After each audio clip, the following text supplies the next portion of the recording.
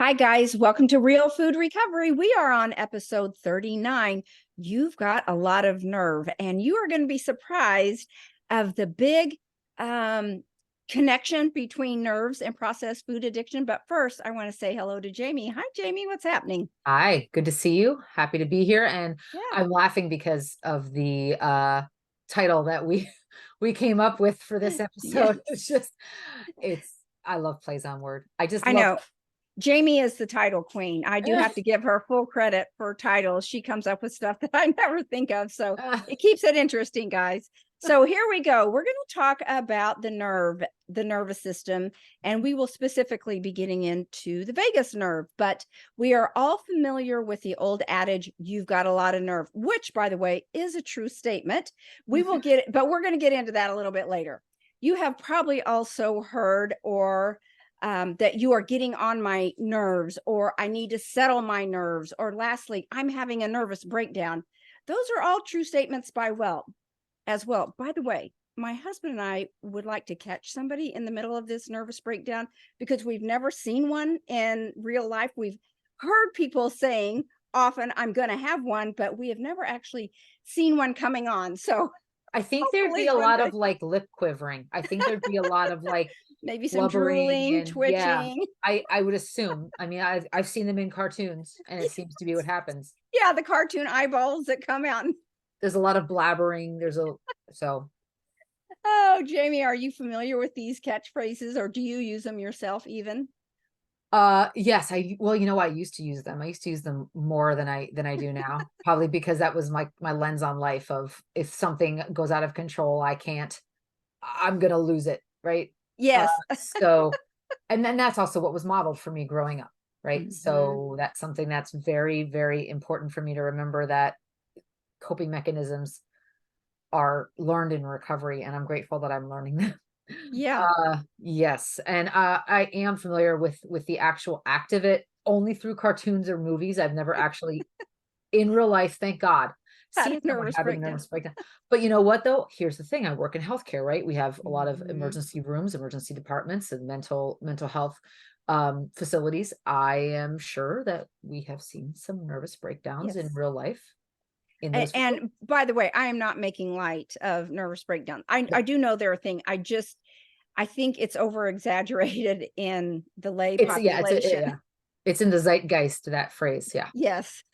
So I am the queen of those statements. And I know this because I hear my 5-year-old granddaughter, my twin granddaughters parroting me.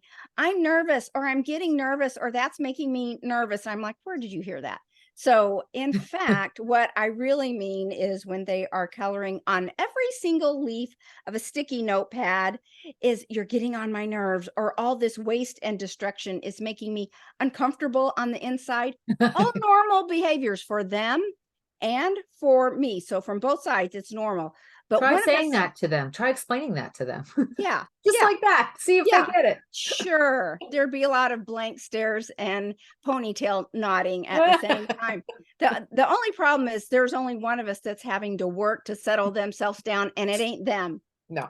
So, after some deep breathing, a spoiler alert, this is in fact one of the methods that we will be talking about when it comes to settling our nervous system a bit. Awesome. As people in recovery, we know our number one job is to keep ourselves safe, and that encompasses keeping our nervous system safe as well. In other words, keeping it settled, which really means being at rest or at peace internally. And what, we talk about this nervous system, right? Because it's an idea of being calm Mm-hmm. is involved in more than just our brain, right? And we're going to talk about the different components of our nervous systems, but Mm-hmm. we function as humans better in homeostasis. And you'll hear many scientists and researchers and even physicians talking about how our goal as humans is to get us back to a point of homeostasis. Oh, So totally. it's really important for us to be able to acknowledge that we think more clearly, and a calm brain does not crave. So I lots of benefits. Yeah, I can't agree with you more on that because I noticed after this weekend, I had a really crazy weekend, Mm, but and typically before I was in food addiction recovery that I would have eaten my whole way through the weekend, but because I was able to stay calm because I had a plan in place, I had my Mhm. food prepared in place, I was able to navigate a very, very hectic, fast-moving parts weekend. My brain was able to stay as calm as it could been in that situation, and I realized by Sunday night I was exhausted, but I did go to bed at peace. That Yes. I and that's what made me think of that when you said the word peace and calm. That's Yes. the ultimate goal of our brain. Yes. So, Yes. the question becomes, can you tell when you are feeling anxious or nervous or maybe overstimulated on the inside? Can you feel when that's coming on? And when you do, what happens? For me, I definitely feel it Mhm. when I'm with all the grandkids and they're starting to get, rambunctious. I'll turn to my husband and say, starting to feel that aura coming on. It just starts kind of washing over me. I am way past my capabilities of stimulation and I need to address it because my heart starts pounding, my head is pulsating, I have trouble settling myself down. I literally stop in my tracks and work on gaining composure and address the situation or just start trying to control my breathing to help myself. It's very uncomfortable on the inside when I'm feeling that nervous energy working up. And another one, big one for me, is I start having a conversation with myself about what's happening. And I Mm. start messaging back to myself, comforting, calming thoughts. Maybe this will be over soon. Maybe the parents will be coming home early. Or, this is just temporary. This could be worse. Yeah. But truly, I have to kind of walk myself through it to Mhm. walk myself off the ledge a little bit to simmer myself down. I'm just not good in that hyper stimulated situation. What about you? Do you feel it coming on? Oh, yes. And so there's a lot of research around children who grow up in traumatic homes, Mm, or traumatic life events around them. We are really, really good at being stimulated that way, which is mhm, a lot of times what makes us addicts because we're looking for that hit, right? From something, mhm. somewhere, somehow, we're looking for the high. And Yep. it's not even the high, it's the high of taking us away from the feelings of uncertainty. So we're really, really good at uncertain situations. We're very resourceful people. And Mhm. we're used to being in those high stakes situations a little too much. So we tend to create high stakes situations in our I've lives heard that. that mimic what we experienced growing up. I've heard that people that grow up in chaos are uncomfortable in the calm. Is that a Yes, true statement? correct. I And have so had you'll create it yourself. exactly. So the Mhm. part of my recovery, especially the last 10 years, 7 years, I would say has been to create calm for myself because Mhm. I was very comfortable in the chaos. Mhm. And not so much that I was living in chaos all the time. Not to say that, but there was always another shoe dropping. There was always something else happening. There was always some kind of something coming down the pike that caused some major disruption in life or in the family that you just got used to sort of just waiting on the edge for Mhm. something to happen that you couldn't predict. Mhm. And it creates a heightened sense of awareness. It creates a hypervigilance, and it can be a very, very uh I would say overwhelming way to grow up. But as an adult, you tend to seek out drama, you create Mhm. drama, you put yourself in situations or in conversations with people who can't fill your needs or meet Mhm. your needs, because you're of course not able to fill your own or meet your own. So you go to others, right? So it's Mhm. just a whole mix of things that creates a bigger issue for more drama. So the last 7 years or so, I've really been working on creating calm.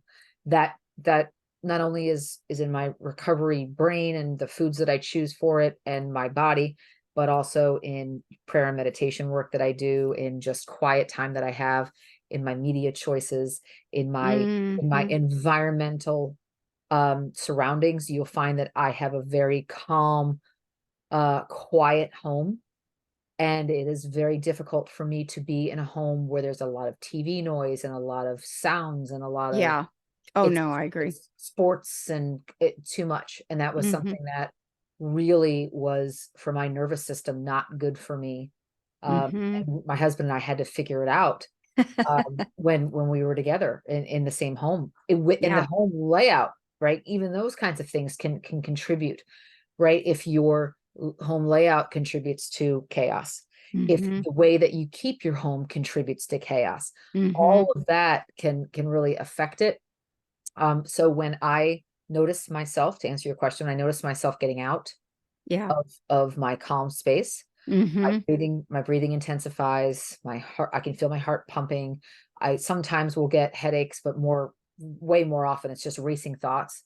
And I'll stop myself and say, okay, what's going on here? Mm-hmm. And deep breathing immediately. I'll take myself out of the situation, go for a walk, do something else to kind of remove myself from the situation however I Mm-hmm. can. And that really, really helps, because I do need, that's just fight, flight, or freeze. I don't know, but that is just Mm-hmm. how I need space so I can Yeah. connect to myself Yeah. and then I can come back into the environment. Smart. I agree. Very, very smart with you. So let's do a little biology lesson on the nervous system, Yeah. because it's more than just our brains, guys. So I want to understand and help you understand a lot more of what's going on inside us.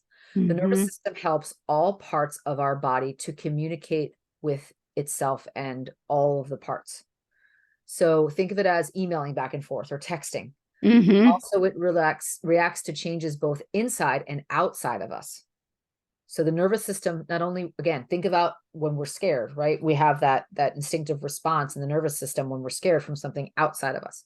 The Mm-hmm. nervous system plays a role in nearly every aspect of our health and well-being. It guides everyday activities such as waking up, automatic activities like breathing, and complex processes such as thinking, reading, remembering, and emotional processing. The nervous system uses both electrical and chemical means to send and receive messages. Chemical, aka hormones, aka chemical releases in the body. We'll talk about that in a minute. For example, if you touch a hot stove, we reflexively pull our hand back, right?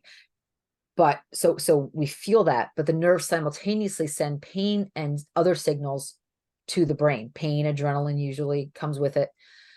So that's something that a lot of times I'll feel heat and pull my hand off, especially when I'm cooking and I'm burning my hand, which happens more times than I care to admit.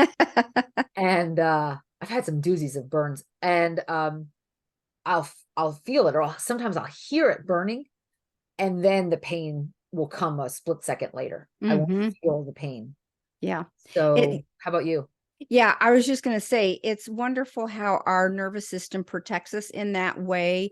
It's just a reflex, a reaction that our nervous system is on our team to keep us safe. Our bodies were designed to keep us safe. So that's just one simple example of how we were engineered to protect ourselves. But oh yeah, I have this. And so I've talked before here about I play tennis on Friday mornings and I would like to be good, but my ability to see that ball coming me at 100 miles per hour.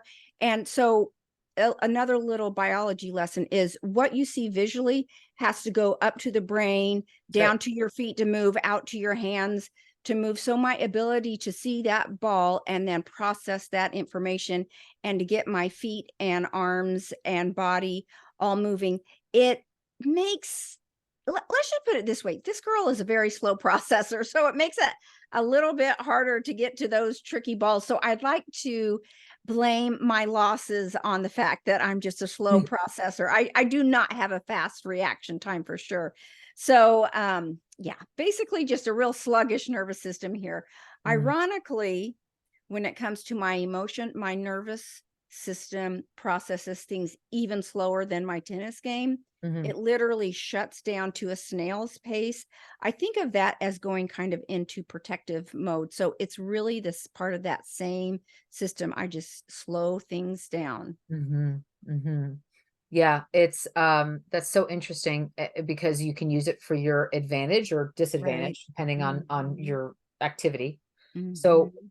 I like to say that my uncle and I have a joke that we are not sport people.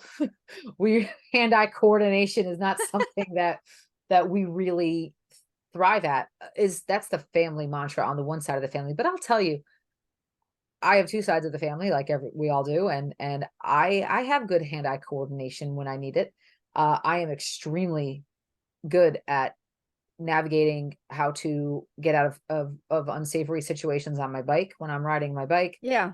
my road bike out on the roads. I am very good at reacting quickly or seeing ahead and trying to plan my out if I needed one, and it keeps me very present.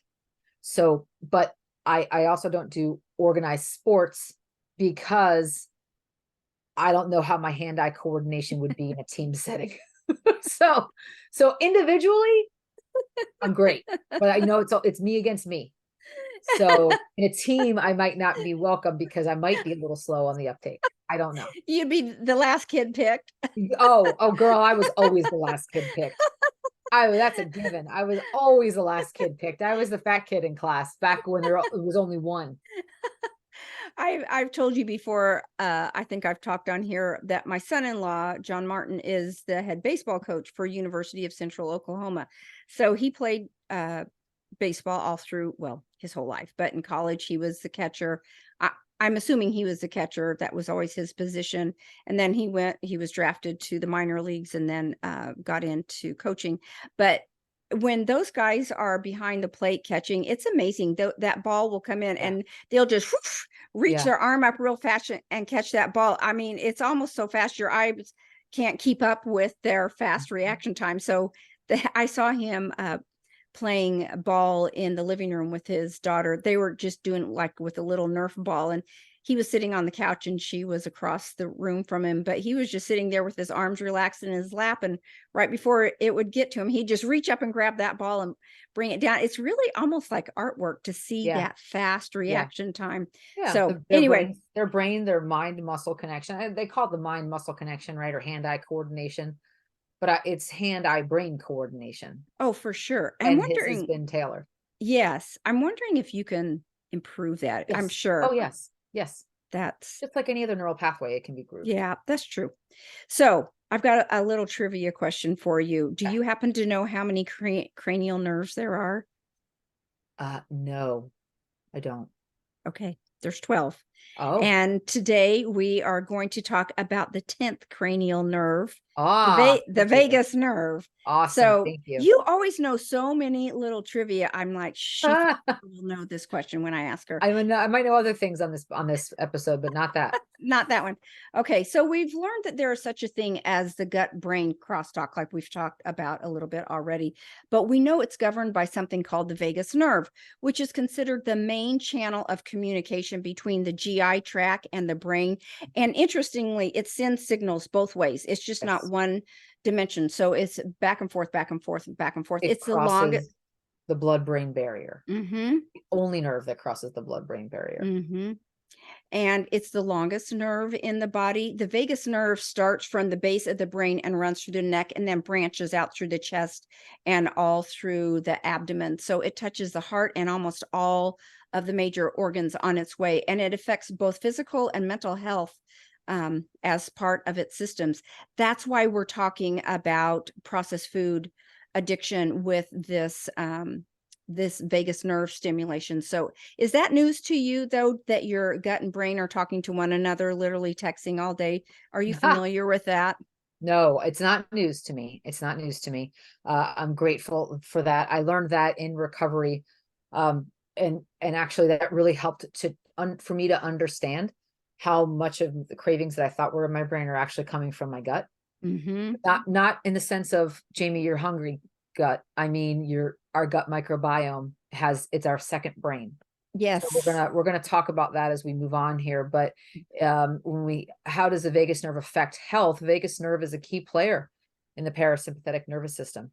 It's the network of nerves that relax our bodies after periods of stress. That's why deep breathing when we're stressed, right? Paige and I both talked about doing that when we're feeling overwhelmed or concerned or frustrated.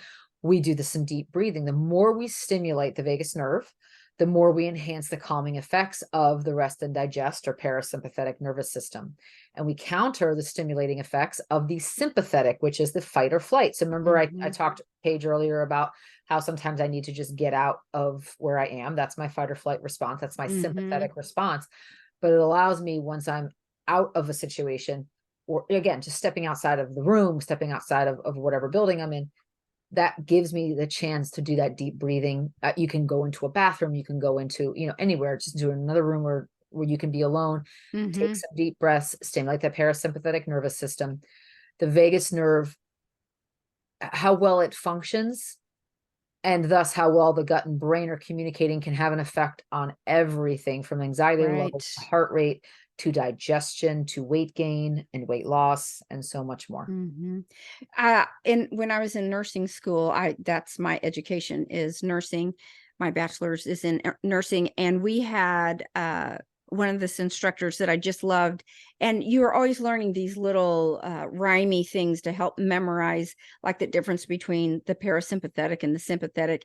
And what she told me is, she said, you're always going to be sympathetic to a bear, which that helped me remember fight or flight. So when you see a bear, you're either going to have to stand there and fight, or you're going to have to run for the hills. So that's how if you're trying to remember a trick between the parasympathetic and the sympathetic. So the para is rest and repair. Sympathetic is fight and flight. So para above, right? Getting above that sympathetic response. Yeah. Another way that I remembered it. Yeah. So I have someone that I work with who has this high startle reflex, and she is very nervous, very anxious. Any loud noise will set her off. And she says it takes 3 hours to settle her down. Plus, whoever she is with is very uncomfortable over this big startle reflex, which further makes her more uncomfortable and upsets her more.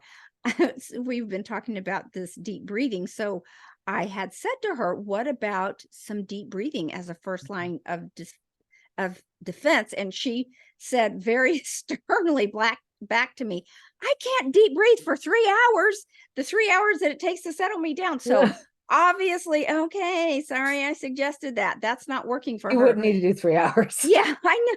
Probably a minute or two. Yeah. But some people, they just aren't open to listening at that time. So she said she tries tapping or EMDR, all of that, which is to say, some of us are wound tighter than others. I think I've gotten a little worse as I've gotten older. I certainly haven't gotten better, but we explore different methods, right, to settle ourselves. Yeah. So some things work for others and some things don't. So you just have to experiment. Do you think your nervous system is in good shape? Well, it's getting better for sure, actually. So when I say recovery, for me, especially around this kind of topic, recovery for me has really helped my my nervous system. And a lot of it is not only in the education. I've educated myself on how to understand what's happening in my body and in my brain when certain things happen. But I too grew up in a situation that created a very, very reflexive startle response. And the littlest things would scare me. It wouldn't take me 3 hours to come back down, but I would startle easily. And that actually is in some research, it points to an indication of unprocessed childhood trauma. Oh, interesting. Or unprocessed trauma of some kind. So it's really important for folks, if you're noticing that in yourself, to start to look deeper, to start to peel the onion, as they say, or peel the garlic cloves, to understand where that's coming from for you and how you can overcome it, which you can overcome when you start to unpack all of those things from the past and start to look at things from a loving adult perspective instead of a child. So what's startling is that inner child. What's getting startled is that inner child, or maybe the inner teen, but it's not our loving adult self. And what needs to calm down is also those inner children or the inner teens that we have that maybe got emotionally stunted or hurt. And what I found when I did that recovery work, and I still do every day, work towards my adult child recovery, is I actually have to do a lot of deep breathing and a lot of talking to those parts. And wouldn't you know it, my startle response is getting a lot better. Interesting. Don't you think in recovery that calm and peace are the premium, like the crescendo, the pinnacle of goals? Yeah. Yes. So, I mean, that's the but it ultimate can't be faked. gift. It can't be faked. right? It Mhm. has to be earned and learned and practiced. Yeah. Yeah, when I've tapped into it, really, really tapped into total at peace, it is like living in nirvana. I love Mhm. it so much. So moving on, the connection between our gut and our brain cannot be denied, but we've only recently started to develop a greater understanding of this complex crosstalk between these two organs, as well as its physical and emotional impact. Think high stress and diarrhea. Think pressure at work and a migraine. Think tragic loss and vomiting. Jamie, have you ever experienced that phenomenon that the Yes. emotion and the physical connected Oh, together? yes. Oh, absolutely. Absolutely. And you'll see, and you will see it depicted in movies, right? When people have Mhm. some kind of traumatic event happen, that they'll Yes. get sick, right? Yes.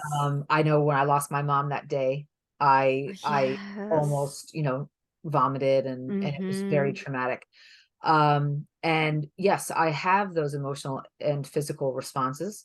But it's like the volume is turned down on them now, because I'm able to say, okay, I've got more perspective now than I did back then. And this will pass. This is a really bad moment and a really bad day, but there's going to be better moments and better days. Yeah. And Y- I'm able to talk to myself that way. Yeah. Don't you think just your emotional regulation matures as you mature? Well, some people, yes, I think if they do the work of recovery, and Yeah. if they take out, I've seen the opposite. I've Oh. seen where emotional maturity um degrades as they get older, because they're just reaffirming their victimhood, or Mhm. their stuck place. They're affirming and reaffirming it for themselves. They're not Mhm. actually doing the work of recovery. um Mhm. and that's their journey, right? I'm not there to critique it, but I notice it. I Yeah. have seen there's some volatile personalities in my family, unfortunately, that used to be, to your point, a lot more volatile when they were younger. Yeah, that's 30s, what I mean. 40s, yeah. And then now that they're in their 70s and beyond, they're less volatile. They settle down a little bit. Yes, yes.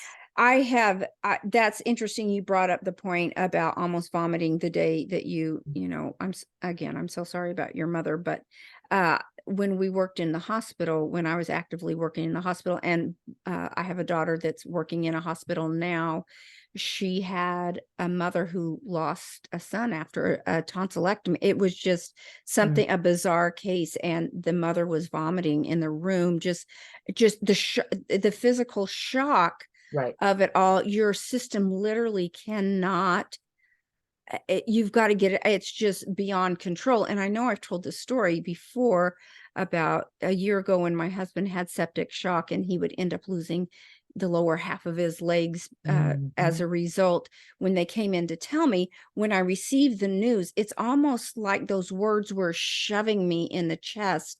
I mhm, I got weak in my legs. I remember like stumbling backward. The words were like pushing me, shoving mhm, me, and I remember stumbling backwards trying to get to a chair to mhm. sit down. Otherwise, I think I would have Yeah, fallen. that's why It's they all that, ask, "Are you sitting down?" And yeah, I'm surprised the physician didn't ask if you were sitting down before he yeah, gave you that information. yeah, yeah. That would have been better.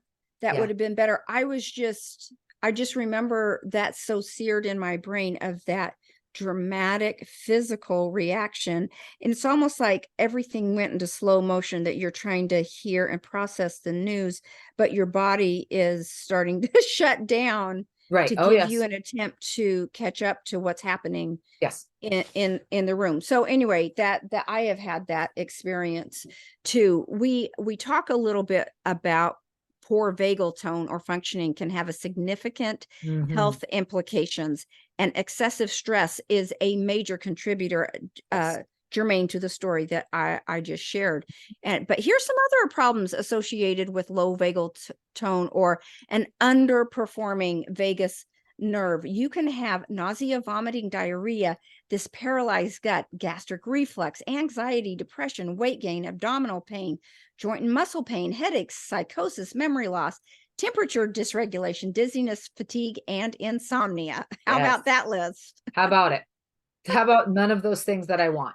There's a whole list Yeah, of none of the things that I yeah, want. yeah. That's what I should have said. Here's a list Yeah. of things that you want to avoid. Yeah. Yes. Fortunately, there are some things we can do on our own to optimize the communication between the brain and the gut by way of the vagus nerve. There are things we can control. The following steps can help regulate vagal tone.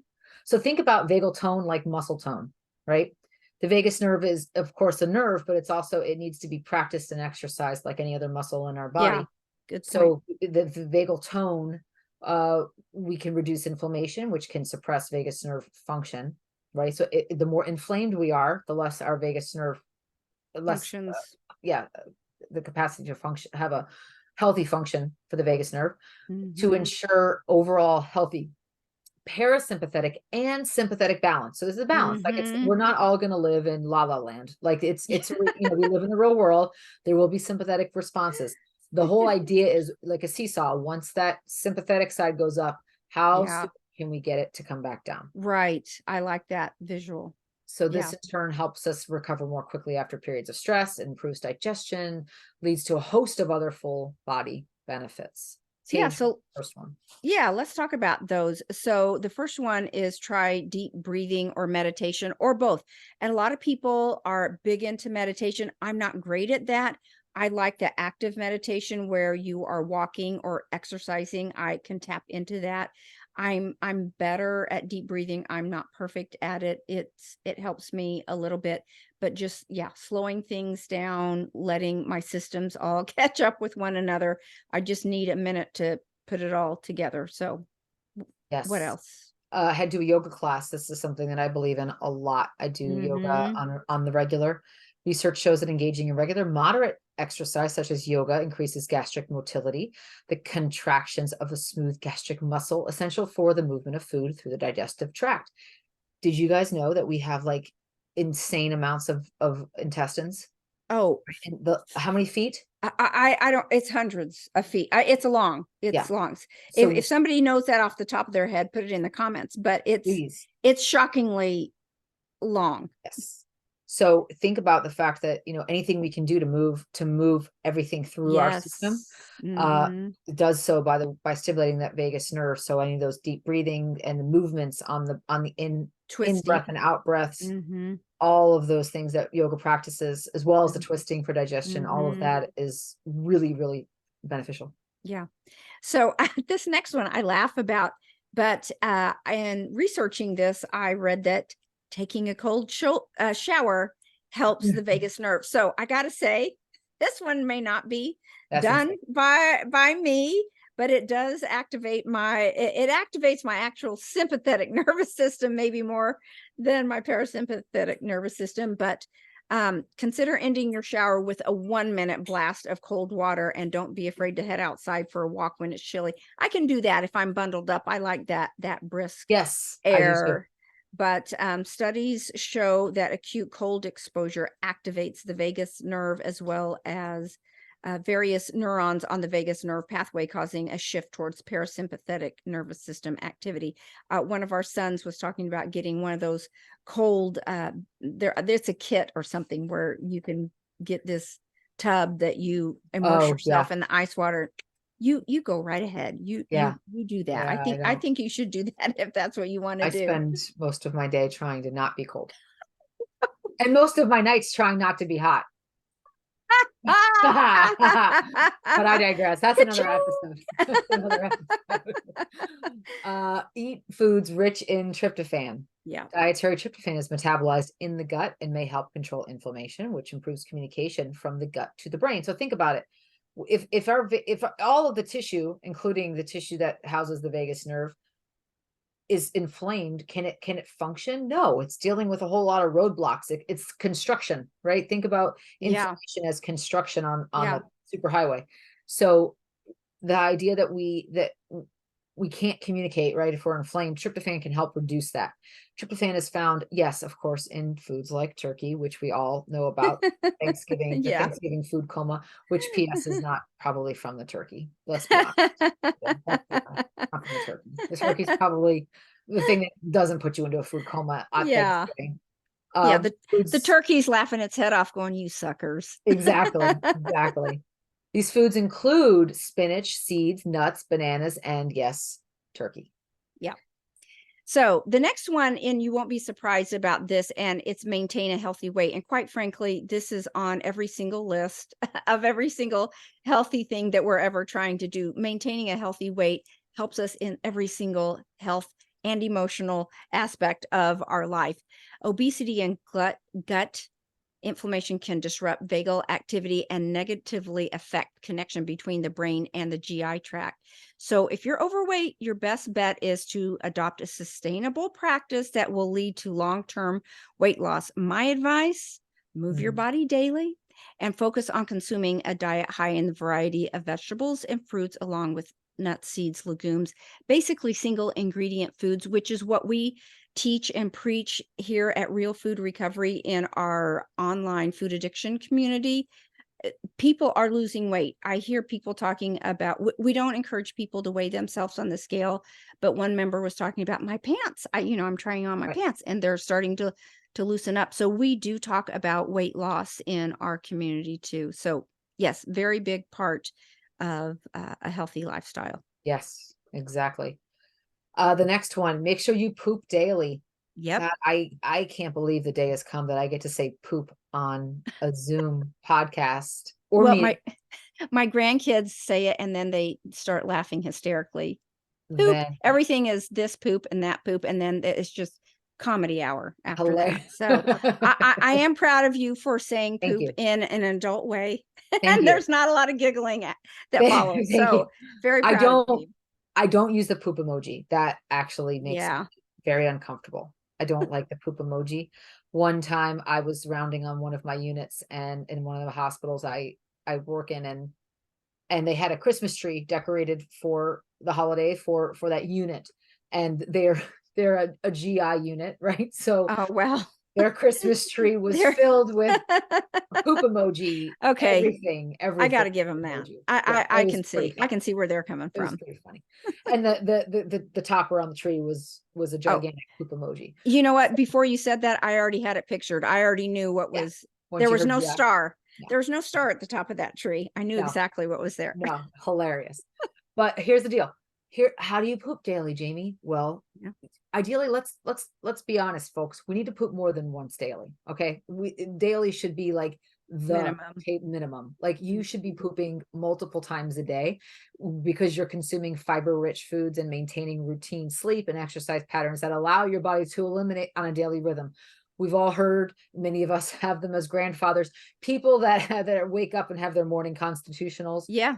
But I would prefer to have a multiple times a day constitutional. Healthy elimination ensures less stagnation of inflammatory food or Totally. carcinogenic food Yep. that resides in the colon, or puts residues on the colon that can eventually, as we all know, can cause inflammation and polyps and other even precancerous or cancerous cells. Yeah. We have this less hospitable environment, right? When we keep things moving, move the Yeah. mail, as one of my family members says, she's, I have to move the mail. And I was like, got it. She's creating an hospitable environment for organisms that we want, and less hospitable for the ones that we don't, because those organisms that we don't want, those create impaired function between the brain and the gut. Yeah. And I will tell you from being a nurse and working with people over the years, if you are not having regular bowel movements, it can be a serious Absolutely. situation. Impactions can kill you. You have got to regulate. Your bowel health is of paramount importance. And I do, you were talking about your grandfather talking about regularity. You can kind of train your bowels to empty themselves about the same time per day, and that is helpful too. So that we could honestly, we could do a whole segment on bowel health. Is that, yeah, on poop. Okay, so the next one is get rid of the sugar from your diet, and I literally cannot talk about that enough. That was my number one goal when I started recovery, is just getting sugar out of my diet. Excessive sugar not only causes chronic inflammation, but also impairs cellular feedback loops and other signaling pathways. And inflammation of the GI tract mucosal lining allows pathogens to further perpetuate inflammatory signals to the brain. We talk about that a lot at Real Food Recovery about Yes. being sugar free and just Yes. all kinds of sweeteners. That includes the plant-based sweeteners too. Mhm. Just getting that out Out. of our out. Out. Out. You if you really need something sweetened, obviously you use fresh fruit, not fruit juices. Mhm. If you need it, if you really are, and there are folks out there who are transitioning, and I encourage that there's some, you can look at some recipes that include, some whole foods like dates can sweeten Mhm. things. Again, this is not Bananas. bananas do a Mhm. great job. Apples. Yeah, apples do another excellent job. I've even seen folks do, what some people would call a traditional sweet dish, and they'll put zucchini or carrots or other vegetables in Yes. there Mhm. to balance out the sweetness. And Mhm. or cauliflower is another popular one. You don't know that you're eating it necessarily. If it's a dessert Mhm. type of food, you don't even know that you're eating it. There's even beans can Mm. balance out, beans, and combined with some of the sweeter fruits can Mhm. create some transitional foods back out of the processed foods into more of a whole food lifestyle. So Yeah. again, the next one, Oh, can I say something else about sugar? yeah, yeah, I Heather Hewitt is one of our leaders at Real Food Recovery too. And I remember when I was first getting off sugar, and that first year was tough. The first 6 months was tough. And it has gotten easier because I'm close to, I'm over the 2.5 year mark. But I remember having a conversation with her saying, you don't crave it anymore. You don't miss the desserts, the chocolate cookies and all of that. She's like, no. I'm mm, like, oh, come on. And she said, no, I'm serious. Fruit is plenty sweet for me. And I'm like, she can't be for real. But guess what? she's for I, real. n- she's for real. I'm I there know. now because as you get off the sugar, your taste buds, I swear to you, they change and fruit does become satiating. Now, do you have cravings every once in a while? Yeah, but they're manageable. They're less They significant. go away when you eat whole foods. Yes, when you get the sugar out of Yeah, your system, and you guys, you can tap into this within 3 to 5 days. You yeah, going through withdrawal and getting it out, yeah. and if you need more help, you can come to Real Food Recovery. But if you want to go it on your own, you can, and the cravings will be less. You will not miss it. I promise you. And one of the best ways to get through those craving days, and I've used this with a lot of clients. I've used it myself. It works every time. Back in the day when I was trying to regulate the sweet things, and I didn't know that I couldn't, and I didn't know that it was an addiction at that point, and I would try to moderate, what when I finally figured it out that I needed to abstain from anything, processed sugar related or dessert related. I ended up just giving myself carte blanche on anything I wanted Mm-hmm. from the fruit perspective. Mm-hmm. I would say you can eat 7 oranges, you can eat 8 apples, like just go to town, eat all the apples, all the bananas you want, like, and I would make it through maybe two, and I'd be like, and we're done. And like, Yeah. Uh-huh. I never thought about the cookie again. I never thought about the Mm-hmm. donut again. It Mm-hmm. wasn't, and again, I still do it to this day. I would just say, you can have as many of these little tiny oranges as Yeah. you want. And I have like three, if I'm Yeah. lucky, the little mandarins, and Yeah. I move on. And I never Yeah. think about the sweet stuff. And if you guys have questions about how to get off sugar, you can message us at Real Food Recovery on our Facebook or Yeah, our email. We'll go over that at the end. yeah. So go ahead. I really interrupted you on that one, Jamie. The next one is pop a probiotic. When I was preparing this episode and reading through things quickly, I saw poop and then pop a probiotic. I'm like, I better not mix up those words. So pop a probiotic in addition to slashing your intake of sugar to foster a healthy gut and maintain optimal gut brain signaling. Consider adding fermented foods or a probiotic to your Yeah. diet. Research Hmm. shows that gut microorganisms can actually activate the vagus nerve. That is very, very true. It is our Yep. second brain down here. So Hmm. think about how that all connects.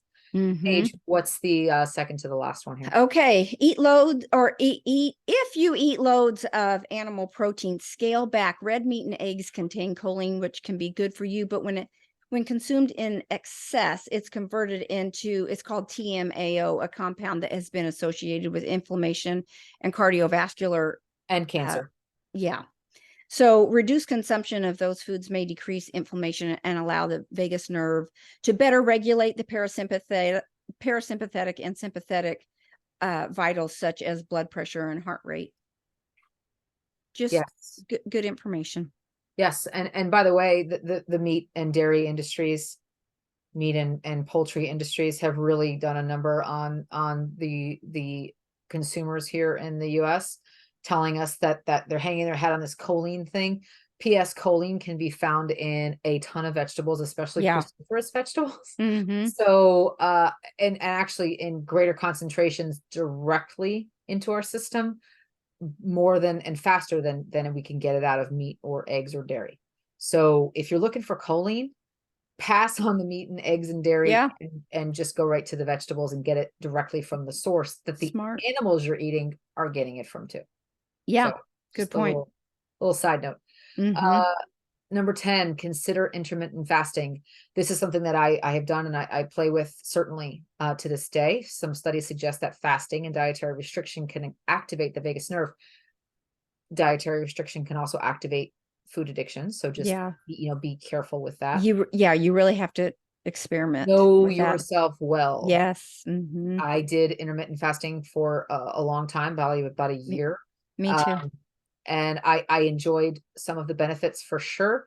But I found myself, it wasn't that I was struggling or like pushing against doing it. I just thought, okay, this has run its course for now, and I'm going to try Mm-hmm. something different. So I've actually pushed it now earlier in the day so that I'm finishing my last meal and giving myself at least a 12-hour window of no food, right? Of fasting. Ideally maybe 14. But I find that I listen to my hunger and satiety cues, and I just do a lot better than trying to adhere to some random 16, Yeah. day hour, which 16-8 fasting window, right? 16 fasted, Mm-hmm. 8 eating. That actually is the gold standard for fasting, but it Mm-hmm. only came about because the researcher who coined that window, that fasting ratio, Mm-hmm. made a deal. She was spending so much time at work with the mice in the lab that her husband or partner never saw her. And she said, fine, fine, fine. I will just do 8 hours with the mice. I will just do 8 hours and then I will be home. So that's what she did. And that's how she came up with this magical 16-8 window. Oh It my really gosh. isn't. There's nothing magical about 16-8, folks. Yeah, you said 12 hours. That's about where I am, 12, 13 to 14. And only because I like to be done eating about 4 hours before I go to bed. That's the magic. Yeah, and I That's want to make sure I am sleeping 8 to 9 hours. So exactly. that works out 12, 13, 14 Exactly. hours for me. So, but yes, I'm glad you brought that point up about, for some with food addiction, that can be Yes. Have counterintuitive. to be So very careful. Know thyself. yeah. So last one is, and I'm glad I got to talk about this one, but belt out your favorite tune. Research shows that singing has a biologically soothing effect, which has everything to do with the vagus nerve. So go ahead and sing along to the radio when you're in the car, or better yet, when you're taking a cold shower. Hot, but boom.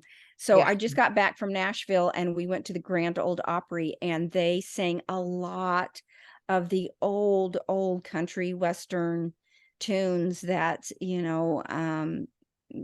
Don't Leave Me, Lucille, and all Right. these things that you're familiar with. And I mean, we were just toe tapping our way out, and that has stuck with me for a week, all those songs. So it really is an upper to belt out your Yes. Well, favorite and it tune. also, when you're taught to sing the right way, which I have experience with, you're taught to breathe from your diaphragm. So diaphragmatic breathing stimulates the vagus nerve. Oh, So that's mm-hmm. why they say belt out a tune. So Paige, this has been a great episode. I know we have gone long, so thank you all for jumping in, for listening to this episode all about our nervous system. Anything you want to say, Paige, before we close? No, this was just actually really a fun episode, and I'm glad we ended up doing something on the vagus nerve. And I hope that everyone listening got something out of it. And we'd love to hear your comments and feedback.